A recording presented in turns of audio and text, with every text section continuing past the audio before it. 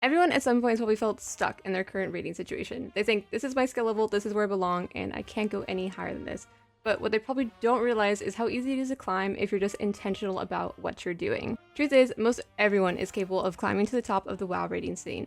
All it takes is you actually putting in the prep and putting in the repetitions in order to get there. In this video, I'm going to talk about what I would do if I had to start completely from zero in order to climb back to Hall of Fame rating level. First thing I'd want to do is set myself up for success by choosing the correct role and then spec for myself. This is going to come with kind of like what I enjoy and think I'm good at, as well as what is actually going to be in demand. In general, healers are probably the most in demand whenever you take the time to scroll through Raider.io and WoW Progress. They're often considered one of the harder things to master, so if you want more opportunity all the time, healer is probably the correct role for that. Another role that you could pick is tank. So tank is not always the best for climbing just because there's not a lot of opportunity. The reason there's not as much opportunity is because usually when a guild finds two tanks that they like, those are their two tanks for years and years. That's just how it goes. With healers, there's usually quite a bit of turnover inside of guilds. With tanks, there's very rare turnover. As far as choosing DPS, canonically, I would say that most guilds look for range before they look for melee. Usually if you pick a melee, you have to be prepared unless you're something like the dedicated like warrior or DH. Again, you can lose those spots though if the tank is meta for that. You are often going to have to be a good multi-classer if you want to play a melee and you want to be able to climb. However, for range, it's not always necessarily true. Like you could be like a moonkin, a mage, a warlock, and oftentimes do well just being able to one trick or really focus on that one class. If I were you and I were kind of debating between a couple specs, what I do is I take the time to look at some of the top guilds that kind of fit your time slots and kind of look at what are the things they're missing on their roster, look at the recruitment pages, what are the common classes and specs I'm seeing all the time. Again, this video is if you're starting from zero. Most likely if you're clicking this video, you already have a kind of set main, or maybe you have a few that you play around with, but if you want to choose one to focus on, I would take this method by looking at guilds recruitment pages. Once I'd established what class respect that I wanted to climb on, essentially, I'd go and do the basic thing like, you know, look at some guys. But more important than that, I'd also find some kind of role models that I could follow their gameplay. What I mean is finding someone in the top 5 guilds around that area who streams and basically just watching their stream and trying to emulate them and figure out what they're doing and get inside of their head. Meaning you're looking at like their loadouts, their stats, their talents. Even more important than that, you're watching how they perform on certain boss fights, what their movement is, and where their defensives are. Those are the big things that set people apart. It's not necessarily how good your DPS rotation is, and it's the thing that most people miss at lower ranked guilds compared to Hall of Fame guilds. It's a lot more about your movement consistency and how you're able to live all of the time.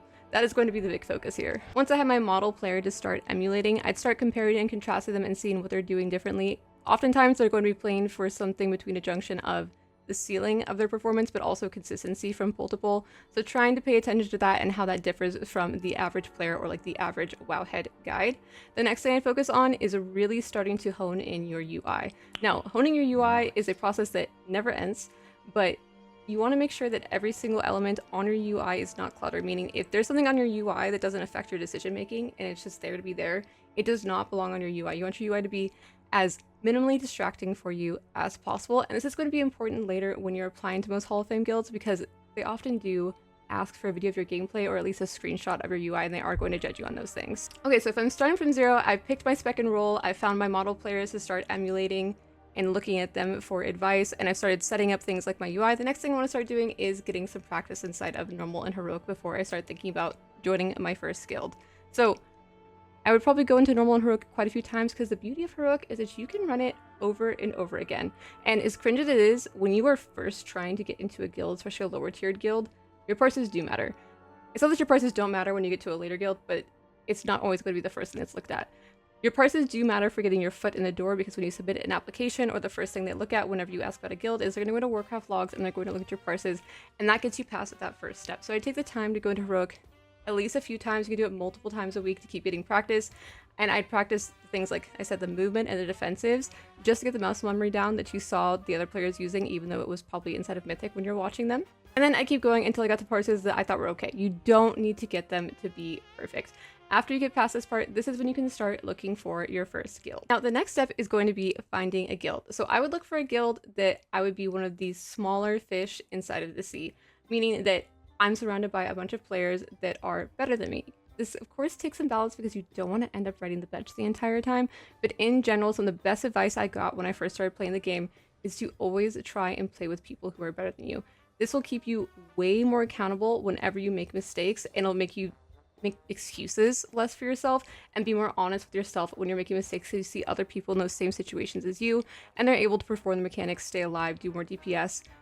Whatever the metric you want to use is, it's going to make you a better player. After you spend some time in this guild, ideally what you want to be doing while you're in this first like starter guild, mid-level guild, wherever it is inside of your journey, is you want to be aiming to be better than those players that you perceived as being better than you when you joined the guild. Once you get to the point where you feel like you're kind of one of the bigger fish in the sea, that's when you want to start thinking about guild hopping. Now, guild hopping is where things get a little socially tricky. You do not want to be someone who's tier after tier just being like, oh, I got a little bit better, I'm gonna go to a guild 10 ranks above, and then 10 ranks above, because that makes you, yeah, like a guild hopper, and nobody's going to like you, and it's going to give you a bad reputation. The truth is, whenever you're going to different guilds, they're able to see your history, they're going to ask about your history, and you're going to be a lot less likely to get into better guilds if you're constantly guild hopping, because they don't want to take the time to invest if giving you a trial if you're just going to end up leaving as soon as the next best opportunity comes. Of course, this video is about finding the next best opportunity in climbing, but ideally, your journey would look something like, for my 0 to Hall of Fame type of idea, would be going into a guild that starts around, maybe they're getting close to getting CE, or they're barely getting CE every tier. They're kind of like a mid-level guild that's between like US 200 and 300, and then from there, after you spend 2 or 3 tiers in that guild that's between US 200 and 300, then going to a Hall of Fame level. I think that's kind of like an acceptable timeline to look for if you're constantly looking at improving your own gameplay.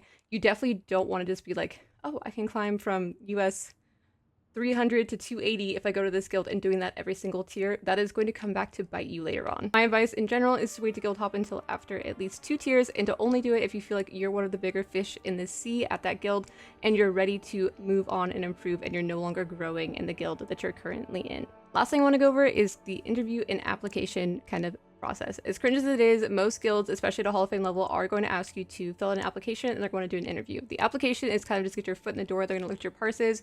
You're going to list your past guilds, and yes, they will reach out to those past guilds, so it's important that you keep good or decent relations with those past guilds and you're not leaving a trail of fire behind you by just guild hopping and trying to blaze through the ranks that way. So keep that in mind on your journey. Once you get through like the application, the interview is basically kind of like a vibe check to make sure you're socially going to fit in the guild. This is important for them to know that you're going to fit in. It's also important for you to get a read on the guild, because most importantly, this is a game and you're not going to be able to like improve and have fun if you're raiding in an environment with 20 people that you're not going to resonate with.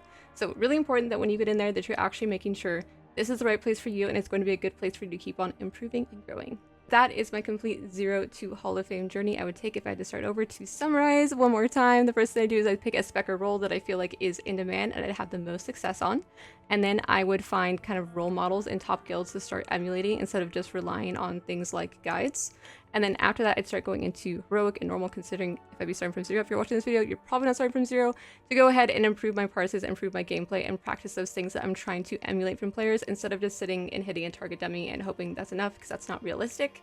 After that, I'd find my first starter guild, somewhere that was like not quite getting CE, but somewhere like in that mid-level. After that, I'd try and jump up to the US 200, 300 like range, or however many jumps you need, just making sure you're not becoming a guild hopper and leaving a trail of fire and a bad reputation behind you amongst your midst while you're doing this.